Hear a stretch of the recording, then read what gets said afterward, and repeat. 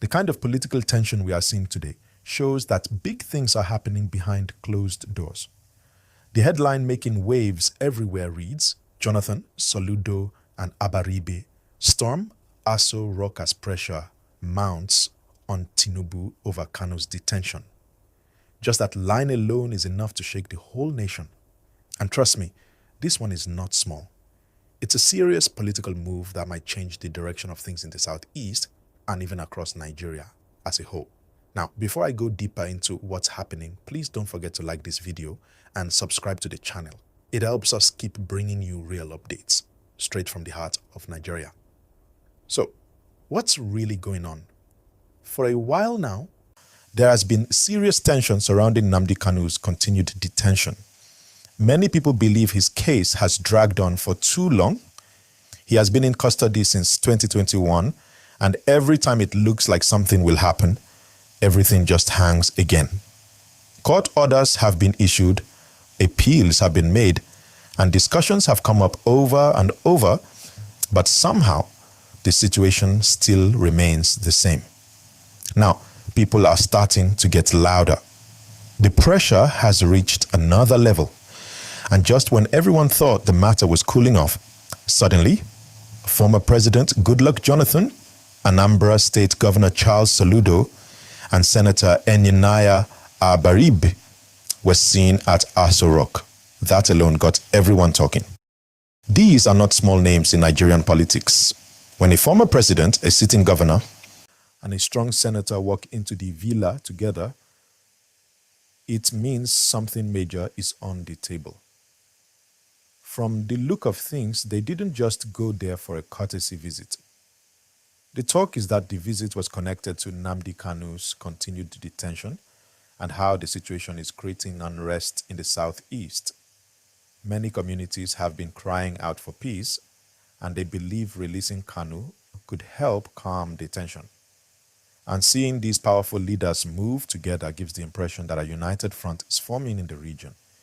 And you know how Nigeria works. When heavyweights begin to move like that, it's never just coincidence. It means conversations have been going on the ground for weeks, maybe even months. People are meeting quietly, strategies are being drawn, and now it seems like those talks have reached points where they need to involve the president directly.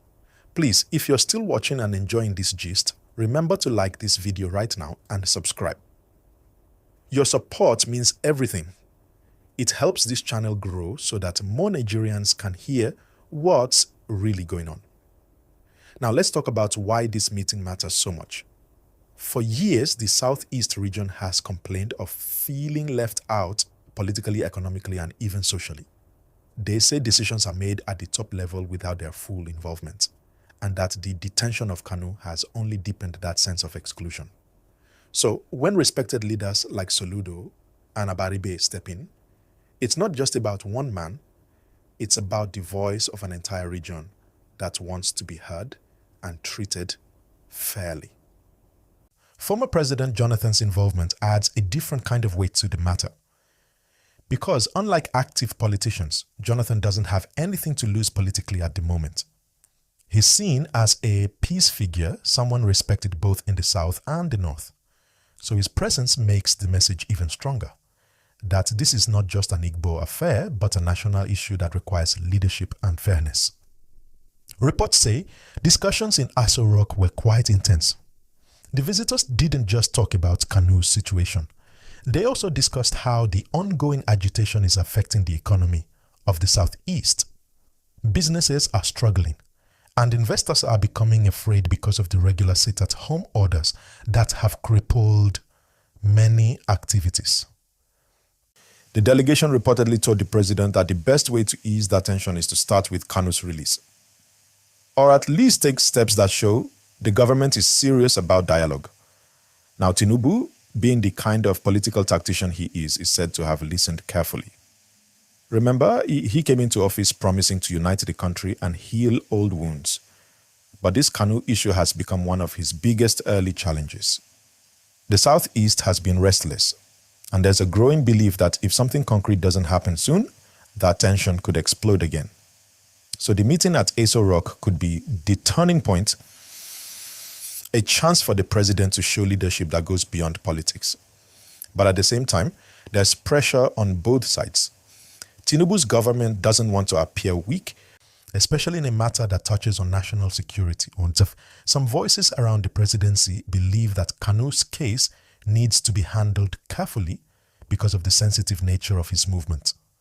So it's a delicate balance between justice, peace, and authority. Now, let's not forget Senator Abaribe's role in all this. This man has been a strong supporter of peace and dialogue for years. He once stood as surety for Nnamdi Kanu in court, so he's deeply involved in the whole situation. For him, this isn't just political, it's personal. He has taken risks before to stand for what he believes is right.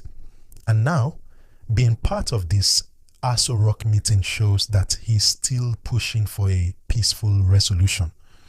Governor Soludo, on the other hand, has been trying to rebuild the image of Anambra State and restore confidence in governance across the region. He's been talking about turning the Southeast into a strong economic zone. But for that to happen, there must be peace. And peace won't come if the agitation continues. So his interest in Kanu's release is as much about stability as it is about justice. Please, if you've not done it yet, hit the like button now and subscribe. Let's keep this gist growing because I still have plenty to unpack on this issue. Now, one thing that really got people talking is the timing. Why now?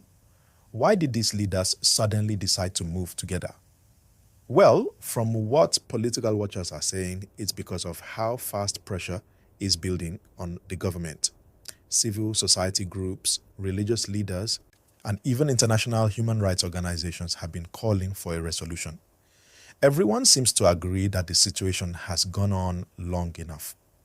At the same time, there are planned peaceful marches being discussed in several southeast cities.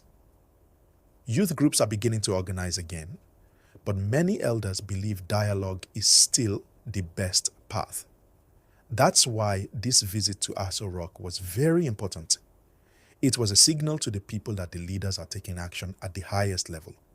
Even though the details of what exactly was discussed have not been made public, it's clear that something significant happened behind closed doors.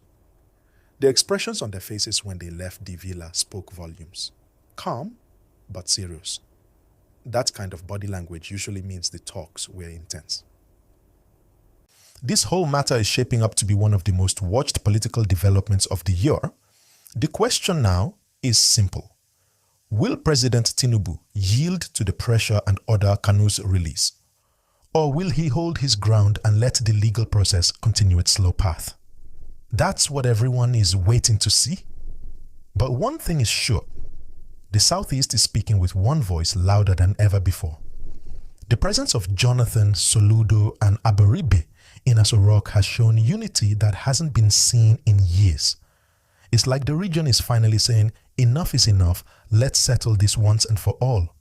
And that unity is important because for a long time, one of the biggest problems in the region has been division among its leaders. Some supported confrontation, others supported dialogue.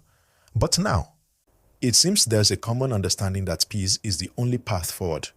So, what happens next will define Nigeria's political story for a long time. If handled well, it could be the start of genuine healing and national reconciliation. But if ignored, it could reopen wounds that the country has been trying to close for decades.